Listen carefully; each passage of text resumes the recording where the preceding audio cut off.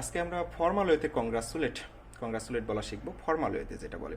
কারণ আমরা যেটা নর্মালি বলি অনেক সময় ইনফর্মাল ওয়েতে সবসময় ইউজ করি, দেখা যাচ্ছে ফ্রেন্ড বা নর্মালি যেগুলো ব্যবহার করার প্রয়োজনে এসব ক্ষেত্রে ইনফর্মাল ওয়েটা ইউজ করা কোনো সমস্যা নেই। কিন্তু কিছু কিছু ক্ষেত্রে দেখা যায় কি কিছু স্বনামধন্য ব্যক্তি থাকে, কিছু টিচার বা অফিসে বস, হ্যাঁ, এসব কিছু মানুষের ক্ষেত্রে কিছু ফর্মাল ওয়েতে কংগ্রাচুলেশনস বলার খুবই প্রয়োজন হয়। সেক্ষেত্রে অনেকে এই প্রবলেমটা ফেস করে থাকেন যে তখন আপনারা কিভাবে তাকে অভিনন্দন জানাবেন, ঠিক আছে। অনেক সময় দেখা যাচ্ছে কংগ্রাচুলেশনস এটা বলে ওদেরকে বোঝানো হয়, কিন্তু তার সাথে ফর্মাল ওয়েজ সেগুলো শিখে রাখতে পারলে এগুলো মোটামুটি একটু ভালো হয়, দেখা যাচ্ছে একটু সুন্দরভাবে তাদেরকে বলা যাচ্ছে, ঠিক আছে, রেসপেক্টটা দেওয়া যাচ্ছে। তো আমরা প্রথমে ইনফর্মাল ওয়ে আমি কী কী শিখবো, ইনফর্মাল ওয়ে কী কী আছে এগুলো দেখবো, ইনফর্মাল কীভাবে বলা যায় আর কী কী আছে, শুধু কংগ্রাচুলেশনস বাদে আর কী কী আছে। এরপরে দেখবো হচ্ছে ফর্মাল ওয়ে, এরপরে দেখবো হচ্ছে এই কংগ্রাচুলেশনসের রেসপন্স, অ্যান্ড লাস্টে আমরা যেটা দেখবো সেটা হচ্ছে কারোকে যদি কংগ্রাচুলেশন জানাতে চাই কারোর মাধ্যমে, তখন কীভাবে কংগ্রাচুলেশন জানানো যায়। তো আরেকটা জিনিস বলে রাখি যে কংগ্রাচুলেশনস এটা কিন্তু ব্রিটিশ অ্যাকসেন্ট, কংগ্রাচুলেশনস এটা ব্রিটিশ অ্যাকসেন্ট। আর যদি আমরা আমেরিকান অ্যাকসেন্টে বলি তাহলে এটা কেনগ্রাচুলেশনস, কেনগ্রাচুলেশনস কেনগ্রাচুলেশনস, তাহলে এটা আছে দুটো অ্যাকসেন্ট আছে। তো আমাদের দেশে হয় কি মোটামুটি ব্রিটিশ আর আমেরিকান অ্যাকসেন্টের আছে কিছুটা মানে কি জগা খিচুড়ি হয়ে আছে, ঠিক আছে, এরকম আমার কাছে মনে হয়। যাতে কংগ্রাচুলেশন ইউজ করে, আবার কিছু কিছু ক্ষেত্রে দেখা যায় যে আমরা আমেরিকান কিছু ওয়ার্ড ইউজ করতেছি, কিছু প্রোনাউন্সিয়েশন ইউজ করতেছি, তবে মোটামুটি বেশিরভাগ ক্ষেত্রে একটু ব্রিটিশে ব্যবহার করা হয়, যদি আমেরিকান অ্যাকসেন্টটা মোটামুটি ইজি। তো কংগ্রাচুলেশনস অথবা কংগ্রাচুলেশনস এটা জাস্ট এটা যদি আমরা বলি বা কমেন্ট করি এটা হচ্ছে ইনফর্মাল ওয়ে হয়। আর আর আর কি কি আছে কংগ্রাচুলেশন ইনফর্মাল ওয়ে বলার জন্য সেগুলো আজকে দেখতেছি। সেকেন্ড আরেকটা way, congratulations on your engagement, কারো এঙ্গেজমেন্ট হলে এটা বলা যায়। ম্যারেজ হলে এই ম্যারেজটা দেওয়া যায়। নিউ জব পেলে, কোনো জব পেলে এটা নিউ জব বলা যাবে। এক্সাম রেজাল্ট, ভালো রেজাল্ট হলে প্রমোশন পেলে গ্রাজুয়েশন করার পরে এটা বলা যায়। তাহলে কংগ্রাচুলেশন অন ইউর সামথিং, এরপরে কংগ্রাচুলেশন অন ইউর, এরপরে যেটা বলবেন সেটার জন্য কংগ্রাচুলেশন জানানো হচ্ছে। তাহলে কংগ্রাচুলেশন অন ইউর যেটা বলতে চান সেটা বসিয়ে দেবেন, তাহলে হয়ে যাবে কি ইনফর্মাল ওয়ের আরেকটা কংগ্রাচুলেশনের ওয়ে। এবার 3 নম্বর আমরা যেটা শিখবো সেটা হচ্ছে I am so happy that, এরপরে যেই কারণটা সেটা বলবেন, বলে কংগ্রাচুলেশন। দ্যাটস গ্রেট, আরেকটা last way, that's great fantastic. হ্যাঁ, কংগ্রাচুলেশন জানানোর এই 4টা ওয়ে ইনফর্মাল। এবার আমরা যদি ফর্মাল ওয়েতে আসি তাহলে ফর্মাল ওয়েতে কীভাবে কংগ্রাচুলেশন জানাবো। 1 নম্বর, please allow me to offer my hair test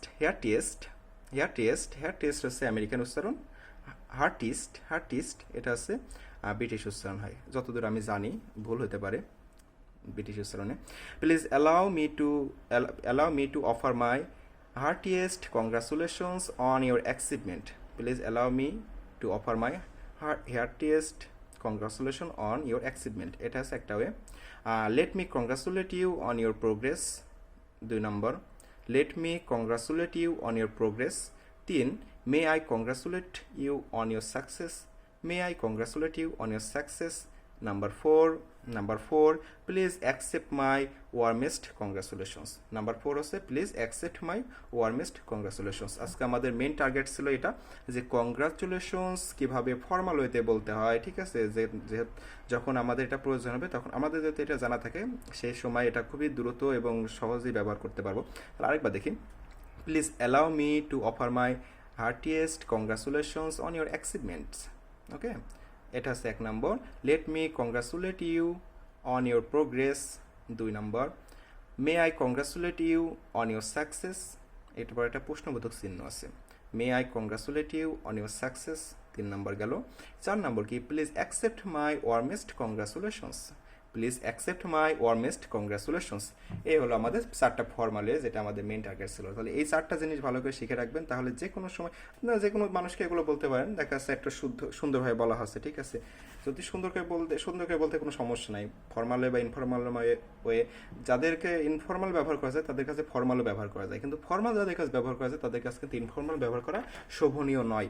তো ফর্মাল ওয়েটা শিখে রাখলে দেখা যাচ্ছে ইনফর্মালের মানুষদের কাছে এটা ব্যবহার করতে পারছেন, যাদের সাথে ইনফর্মাল ব্যবহার করা যায়, আবার দেখা যাচ্ছে আপনার প্রয়োজনে তাদের সাথে ইজিলি ইউজ করতে পারছেন। তো এই ফর্মাল ওয়েগুলো ভালো করে শিখে রাখবেন। এবার আরেকটা যে সমস্যা হয় দেখা যাচ্ছে অনেকে কংগ্রাচুলেশন জানানোর পরে তার রেসপন্সটা কিভাবে দেবে এটা অনেকের ক্ষেত্রে একটু ডাউট, মানে অনেকের ক্ষেত্রে একটু অন্যরকম ফিল হয় যে এই রেসপন্সটা কিভাবে দেবো। সেই রেসপন্সটা যেটা যেভাবে দেওয়া যায়, ঠিক আছে, একটা রেসপন্স দেওয়া যেটা নর্মালি থ্যাংক ইউ, এটা হচ্ছে ইনফর্মাল, এইভাবে বলা যায়, কোনো সমস্যা নেই, যে কোনো জায়গায় মানুষকে বলা যায় থ্যাংক ইউ। ইনফর্মাল ফর্মাল দুটার ভিতরেই রাখা যায়, ঠিক আছে, এটা সবসময় বলা যায়। আরেকটা ওয়ে আছে যেটা হচ্ছে একটু সুন্দর ওয়ে, এটা হচ্ছে it's very kind of you to say so. It's very kind of you to say so, এটা হচ্ছে সুন্দর একটা রেসপন্স কংগ্রাচুলেশনস বা কংগ্রাচুলেশনস বলার, এই রেসপন্স দেওয়া। তো দুটা রেসপন্স শিখলাম, thank you, it's very kind of you to say so. এবার আমরা শিখবো যে কারোর মাধ্যমে কাউকে কংগ্রাচুলেশন জানাতে হবে কিভাবে। ধরেন না, কেউ আমাকে একটা নিউজ দিল যে আমার একটা ফ্রেন্ডের কোনো একটা ভালো কিছু জিনিস জন্য, তখন আমার ফ্রেন্ডের মাধ্যমে তাকে কংগ্রাচুলেশন জানাবো কিভাবে, তাই সেটা আবার শিখি। Please give him or her, ছেলে হলে হিম, মেয়ে হলে her, please give him or her my congratulations. Please give him or her my congratulations. Please pass on my congratulations when you see him or her. Please pass on my congratulations. Please pass on my congratulations when you see him or her. Please pass on my congratulations when you see him or her. ওকে, তাহলে আমরা এই congratulations আছে কি